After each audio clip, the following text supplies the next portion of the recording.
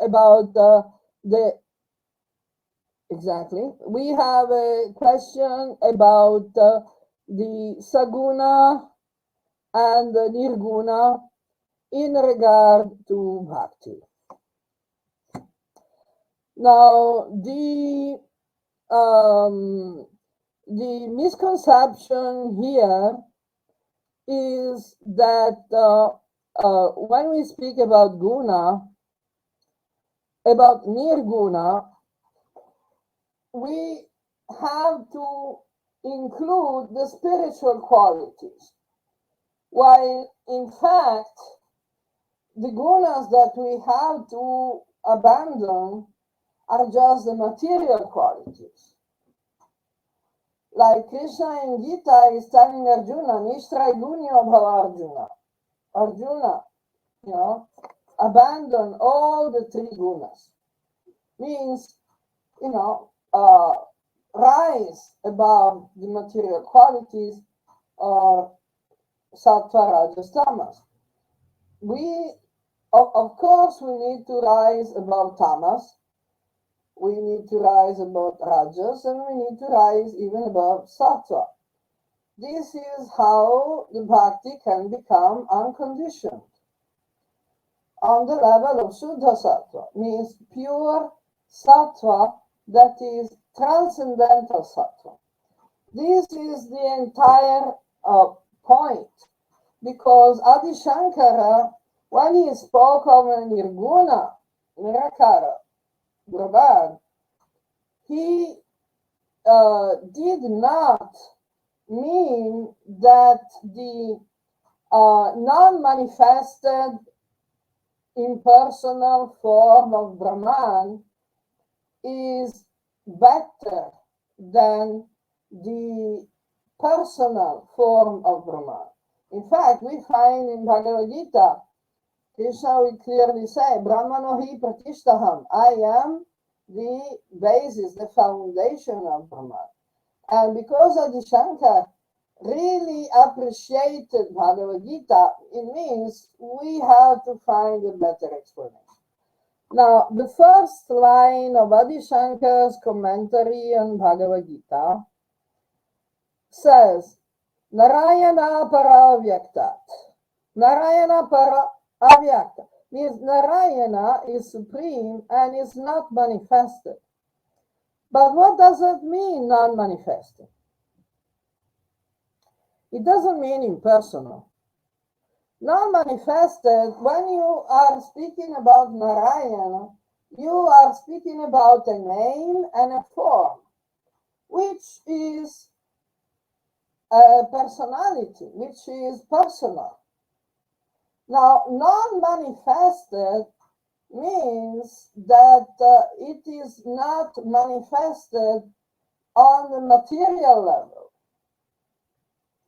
And the material level, Vishnu remains non-visible, non-manifested. But then God manifests through a number of manifestations, in fact. And for example, we have in Prashnotara Ratnamalika, where Adi Shankar is explaining things very easily, in a very simple manner, and Adi Shankar is asking, who is God? And he's answering, God is Vishnu and Shiva together. Shiva is manifested and Vishnu is non-manifested. Narayana is non-manifested, and Shiva becomes, from the Sada Shiva, he becomes Shiva in this universe, in this world, in this level of visible existence, and he manifests as the Father of all beings. Now, that is manifest. And manifestation is characterized by duality. Now, it's not easy to understand how bhakti should, is supposed to be beyond the duality.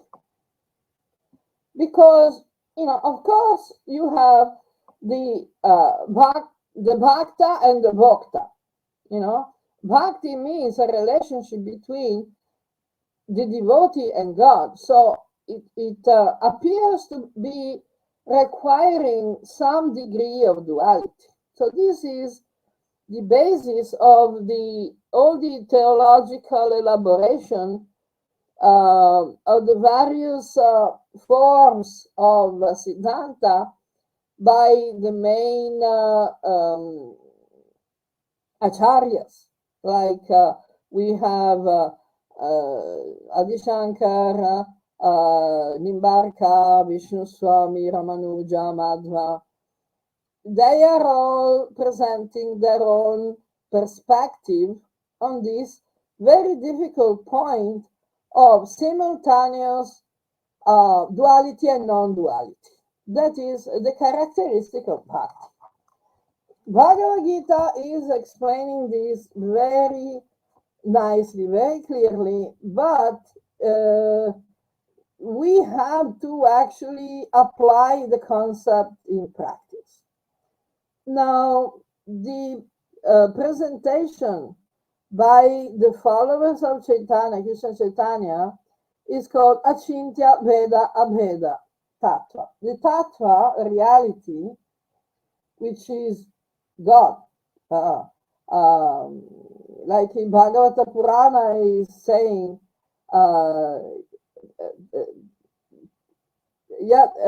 this Tattva is knowledge, and it is described as Brahman, Paramatma, Bhagavan.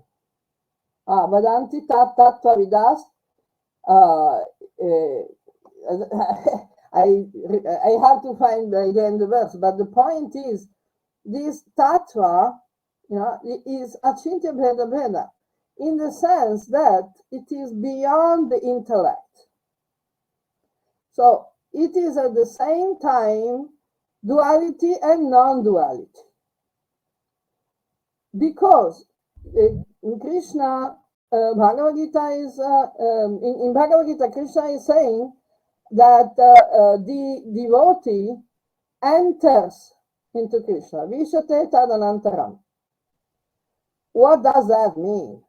If we have a material concept of God, we cannot enter God like, if we think that God is a material person with material limitations, we cannot enter God.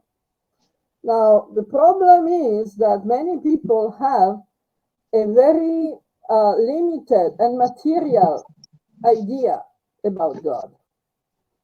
Are you following until now? Any question? Any doubt?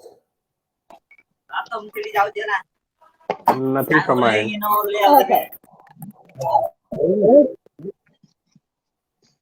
Okay. Okay, so I got. Now, the concept of nirguna refers to the material gunas. So this is why Adi Shankar is saying that Narayana is supreme and is not manifested. It's not manifested in the material world through the material guna. So Narayana does not have a material body. The body of Narayana, the form of Narayana, the name of Narayana are transcendental. Now, the Nirguna Brahman and the Saguna Brahman are exactly to be understood in this light. Like the Savikalpa and the Nirvikalpa Samadhi must be understood in this light. When Krishna says in Bhagavad Gita, for someone who has a body, it's very difficult to contemplate the non-manifested. So this is why there are avatars. The avatars are forms that are manifested to the eyes of everyone. Now, the avatars, one of the manifestations of God, one of the avatar of God is the Archa Vigraha, is the deity form, is the representation, the symbolic representation, the image. That is also an avatar. The other avatar is the name. Now, the Vigraha, the Archa Vigraha, the worship, the form that is worshipped in ritual ceremonies or meditated on, and the name of God are avatars, the only avatars that appear in Kali Yuga. That is the tradition in the Bhakti Shastra. Kali Yuga Nama Rupa, Krishna Avatar. This is, I think this is Krishnadasa Kaviraj writing. But anyway, so the point is that in Kali Yuga, Vishnu appears as avatar only in the form of the Archa Vigraha, of the name, and if he comes in a human form, he comes only as a devotee, as a teacher, as a preacher. He doesn't come and say, I'm God. This is important. We have already examined this point in our meeting when we were discussing who is Krishna Chaitanya. So the idea of the Nirguna and Saguna, when we are speaking about bhakti, it is necessarily about overcoming the material gunas and appreciating the spiritual gunas, because it is said that God has unlimited forms, names, qualities, activities, and everything. So God is not without qualities, but the qualities of God are transcendental. Now, we can connect this concept with the idea of illusion or Maya. Now, we know that Maya is Shakti, the power. And the Adi Shakti manifests in two different modes. It's the same person, it's just one only, but it manifests in two different modalities. One is a Mahamaya and the other is Yogamaya. Mahamaya is confusing and covering the consciousness and confuses the individual being into thinking that he is the body and is a limited person, limited to the body, to the role in society, in family, in this and that. So it is a limitation. And it is the great Maya of the Pradhan, of the material universe. Okay, so the Yoga Maya is the illusion that takes us closer to God. And it is the Maya of the devotee who relates to God according to a particular loving relationship, which could be the five major rasas are Shanta, Dasya, Sakya, Vatsalya, and Madhurya. We discussed about that before. Now, these five major rasas, let's say four, because Shanta rasa is not very interesting. But in each of these relationships, we see God as a limited being. like, for example, Vatsalya Ras, Mother Yashoda sees Krishna that who needs feeding. Krishna is hungry. He wants his milk. But God is not hungry. God is not limited. He doesn't have that kind of problems. So why Yashoda sees baby Krishna as being hungry? That is because of Yoga Maya. And this gives us the opportunity to relating to God in a loving relationship, in a bhakti relationship. Now, of course, if we go to the genuine bhakti, we have the inferior bhakti and superior bhakti. Now, in the conclusion of Bhagavad Gita, Krishna is mentioning what is the param bhakti. Brahma bhuta prasannatma na sochati na kankshati samak sarveshu bhuteshu mad bhaktim labhate param. It means that we can attain the higher bhakti when we have overcome the material identifications and limitations.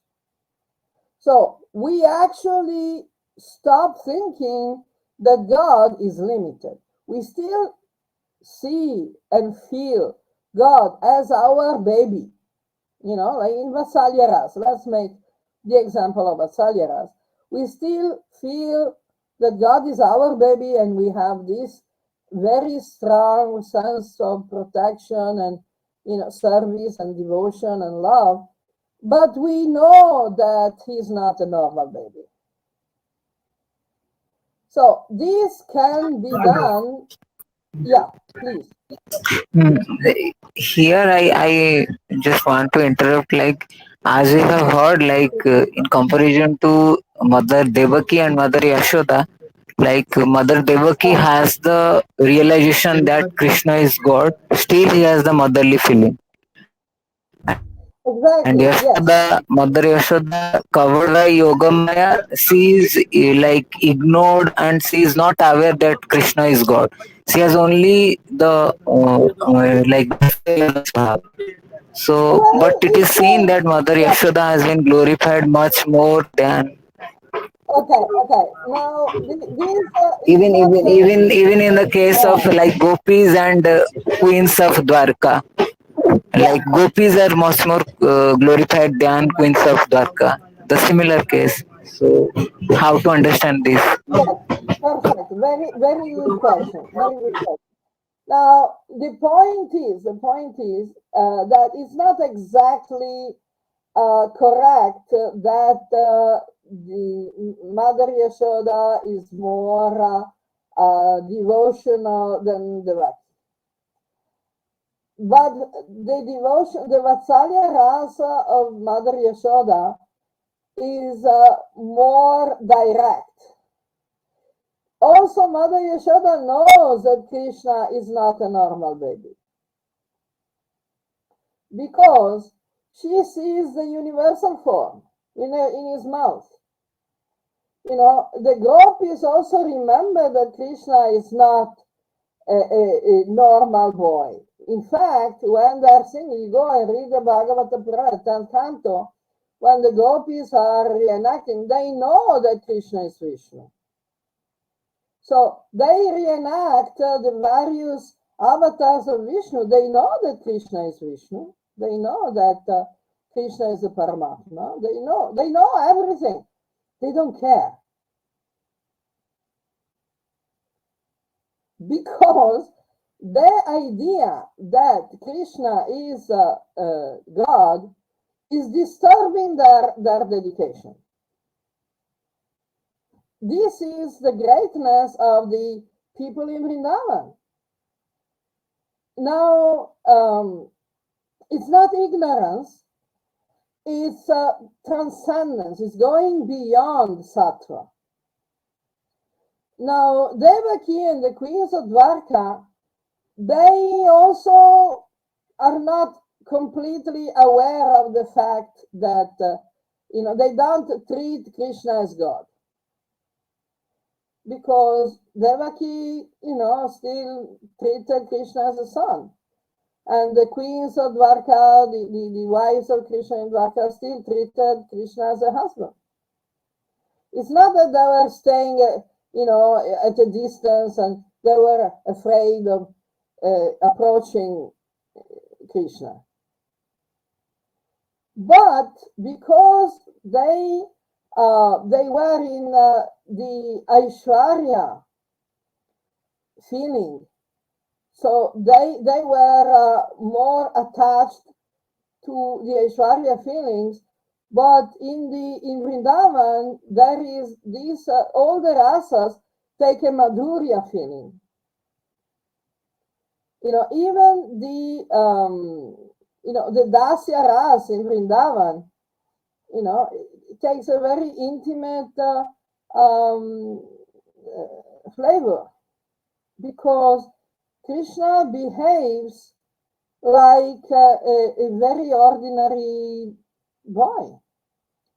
Krishna doesn't go around with all the jewels and everything. This is something we get from from the temple worship, that we put lots of jewels. But Krishna was not going around like that. Krishna was decorating in Vrindavan. He was decorating himself with the forest things like peacock feathers and leaves and flowers and stuff like that. In Dwarka, Mathura and Dwarka, because Krishna was playing the part of the royal family in the Yadu dynasty, Krishna's mood was different. So the devotees in Mathura and Dwarka were serving Krishna according to his desires. So it was Krishna who wanted to have a more majestic sentiment. In Vrindavan, Krishna wants to have a simpler, more homely feeling. And this is what the devotees are most attracted. So a devotee who's more attracted to the majestic feeling will serve Krishna in that feeling, in Mathura and Dwarka. So they will be in the parivar, in the bhakti circle of, for example, Mother Devaki. Devaki was is an extremely intimate devotee of Krishna, because she's a mother. That's a very intimate relationship. Still, she's of the royal family, and Krishna is playing the role of a prince. In Vrindavana, Krishna wants to play the Gopa, and so Mother Yashoda is the mother of the Gopa. But it's not that, one thing I remember, that there is a saying that in the spiritual world, everything is in the positive. There is nothing that is less. Everything is more. Nothing is less. Of course, it's difficult to understand, because when we speak of duality, we speak of something more, there must be something less. But this doesn't apply to actual bhakti. Now, as we were saying before, there is like an inferior bhakti that is still not completely developed. So it still has some material identifications. So most people have not attained the Brahmabhuta, the level of Brahman realization. So their devotion, their bhakti, is a simple devotion. That is the reason why Krishna is saying in Gita that to those who worship me, serve me with love and devotion, I give the intelligence by which they will come to me. So, if you think about it, if they are already serving God with love and devotion, they have already come to Krishna, right? So why Krishna is saying that he will help them to actually approach him? Because the devotion, the love and devotion and the service they're offering before the Brahman realization, the transcendental realization, before liberation, is still material devotion. So, I think this is the only difference.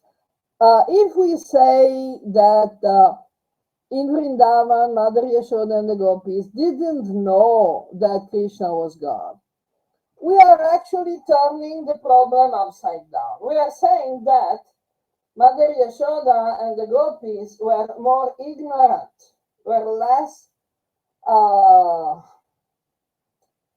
realized. They had less understanding, less knowledge than the Devaki and the devotees in Mathura and Dwarka, which is not the case. You understand what I'm talking about?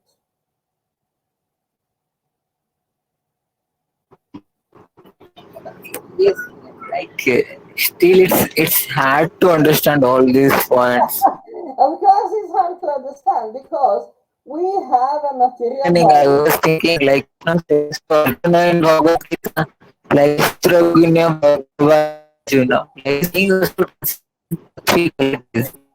And if we are transcending three qualities, then we will be Brahmavita. And if we will be Brahmavita, there will be no duality. And if there will be no duality, then how can we stop? Okay, Devotion means yeah, to stop. So if there will be no duality, then how can we stop? okay. Now, the connection is not so good, but I think, sorry, I think I got the point. Now, in the relationship between Krishna and Arjuna in Bhagavad Gita and in Mahabharata, we see that Arjuna is especially when Krishna shows the universal form and Arjuna says, "Oh, I'm sorry, I treated you like a friend, like a relative, and I didn't show you proper respect."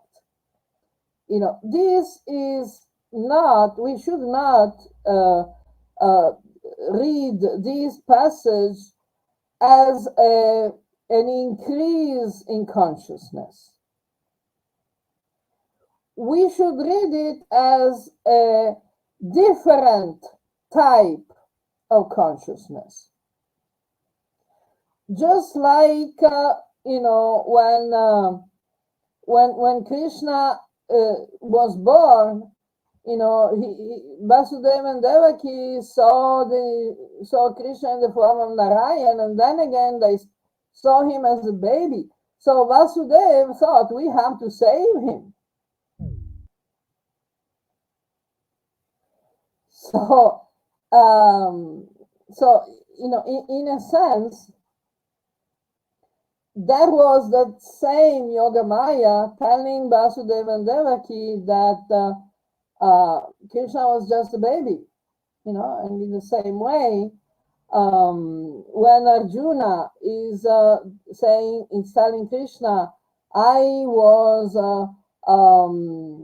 too familiar with you, it's a moment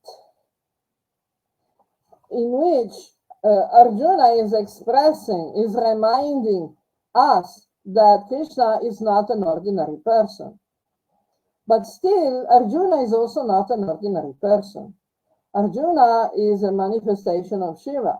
In Puri, we have the 5 major temples of Shiva that are called the Pancha Pandavas. Now, Arjuna is the manifestation of Vishnu, Shiva, that is called Indra. So, Arjuna is not an ordinary person. He's not ignorant. He's not confused.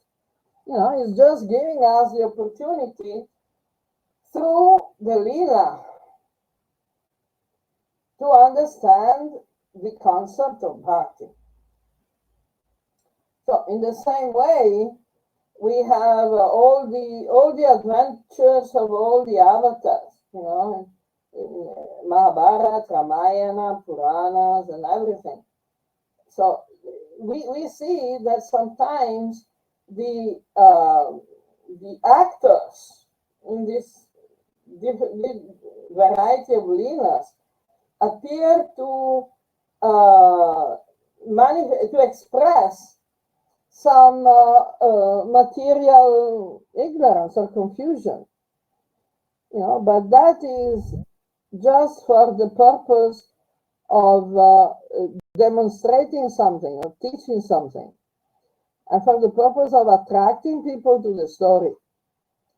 It's never something adharmic. It's always something that can be safely imitated, followed by regular people. So it's the avatars are manifesting human-like emotions, activities, and everything, for the purpose of giving us a demonstration, teaching something. So is that clearer now? Any more questions?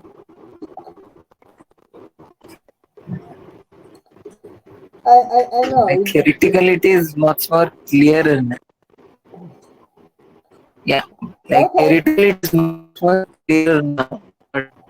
But for us to understand the concept of avatar and the concept of Narayan taking form materially in the material world is Of course it's difficult difficult. to understand. Yeah, of Yeah. course Because it's let's very say difficult. yeah. Because let's say Anyway, you can understand qualities is filtered into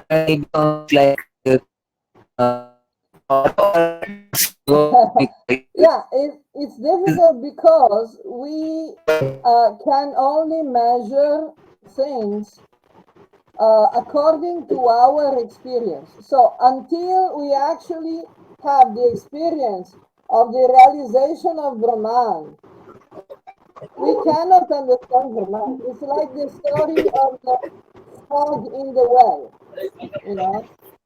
The other frog went to the sea and is trying to tell his friends in the well how big is the sea. Unless we actually have the direct experience of the ocean, we cannot tell people who just have the experience of a hole in the ground. So anyway, I think this is a good point, and we can develop it further. Sudip, anything else we want to elaborate on this?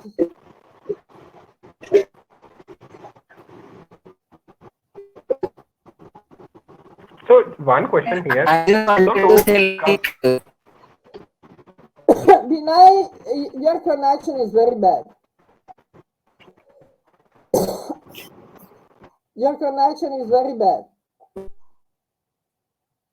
Sudeep, what is the question? Yeah, what?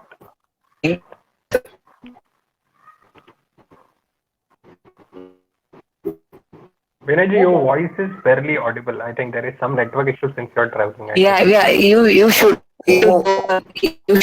with your question. Okay. Maybe Vinayji, you can type your question. Meanwhile, I'll ask mine. So, yeah, that would be nice. Just one thing. So to reach to that level of Brahman realization, is it we have to contemplate on that idea of Brahman, or we just go through with our sadhana of chanting and reading We What go is through our, yes, we go through our sadhana of chanting and reading, but we have to read and understand. Because if we just read like recitation, like the Gita part, which, it's a mechanical recitation of which we don't need to understand the meaning, we are not going very far. Mhm. Now, Yeah, in reading by Bhagavad Gita, mean I yeah. by reading I only meant reading and understanding.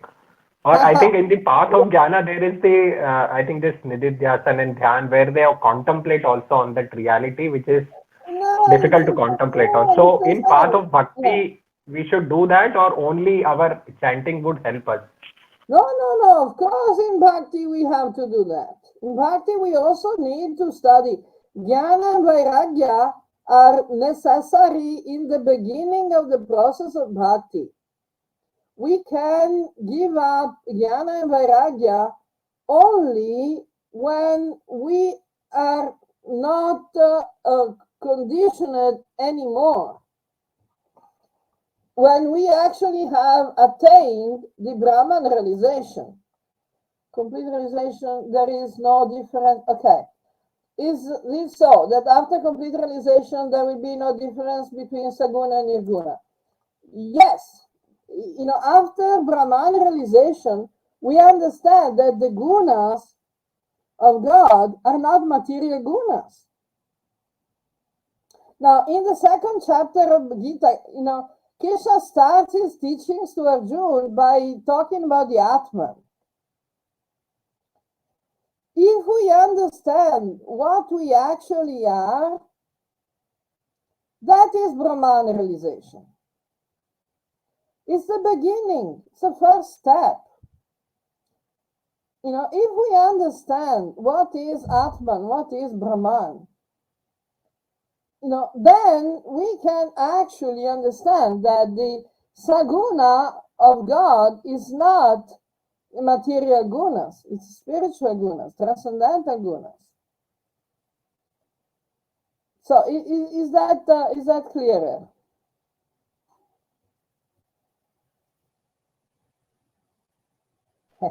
I think Binayji got dropped off due to network issues. Yeah, completely. Anyway, we are doing our best.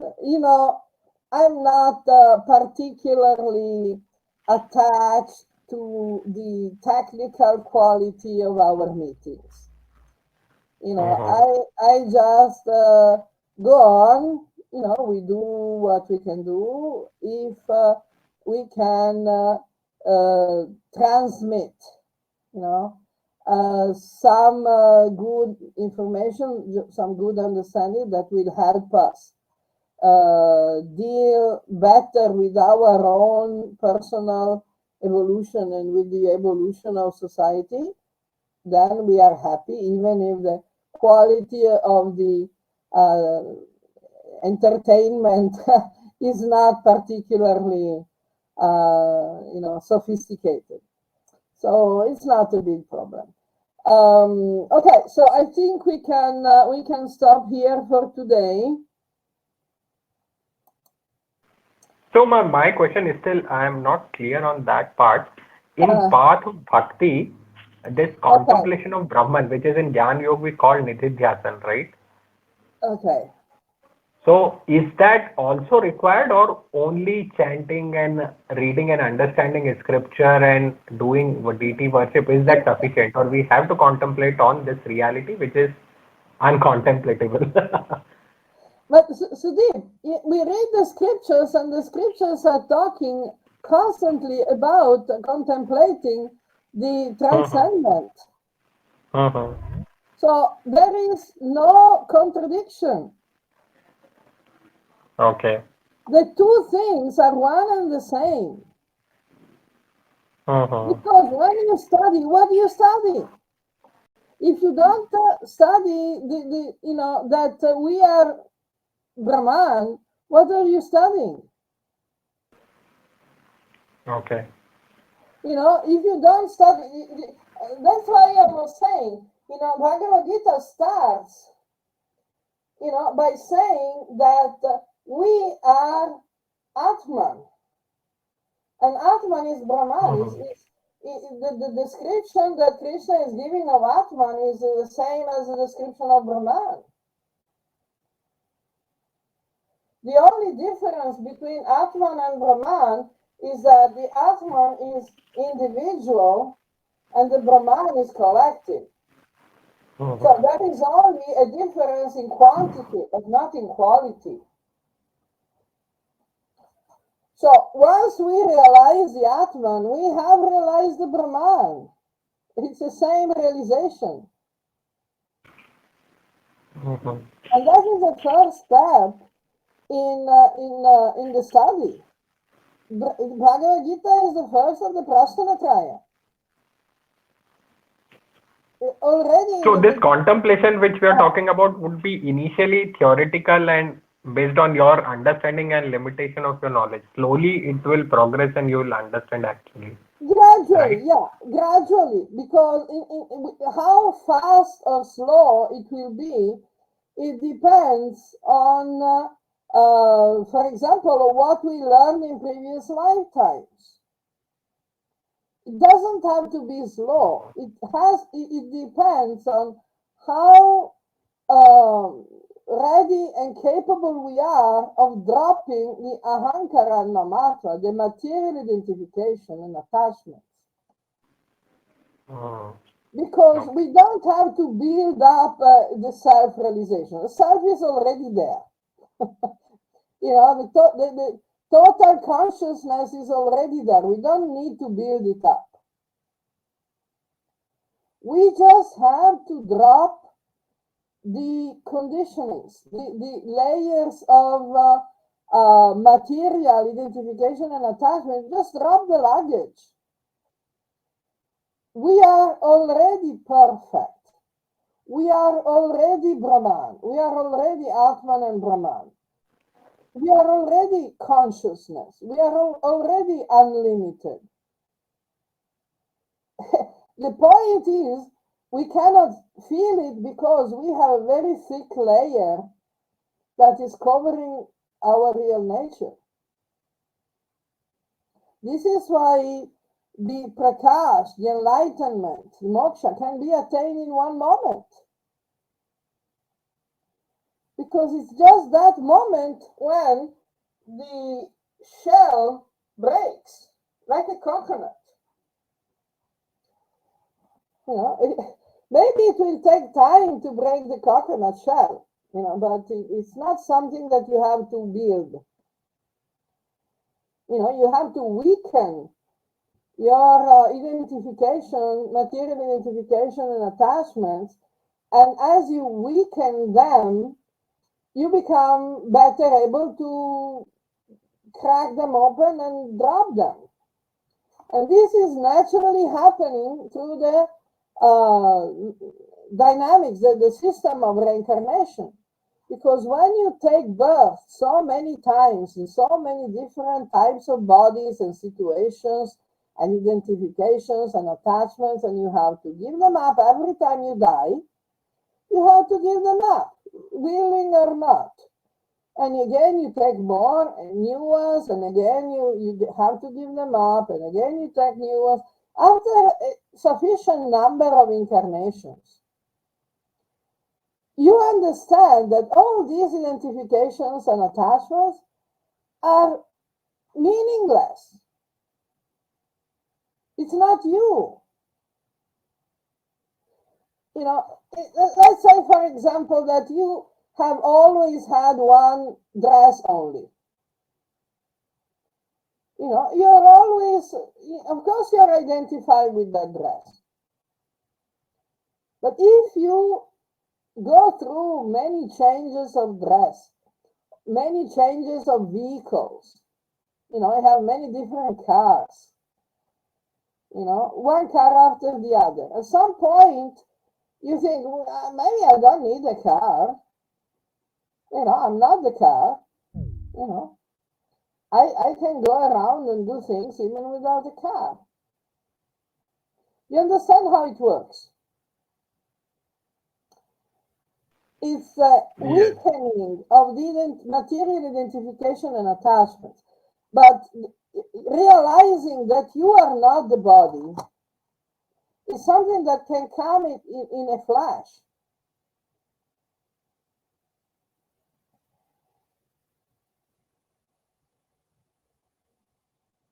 Okay, you were saying something.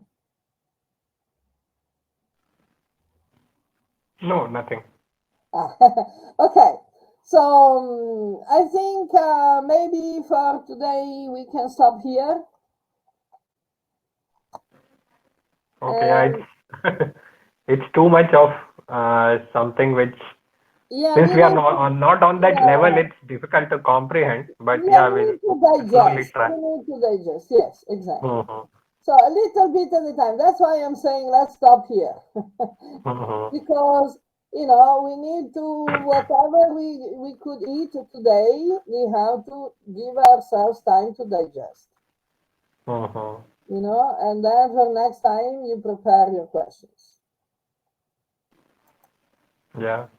I Okay. try to listen this one again. Anyways, I've recorded, so. Yeah, exactly. Now I stop the registration, the recording. Okay. Okay, I'll also stop. It's okay. I hope it helps. I hope it helps.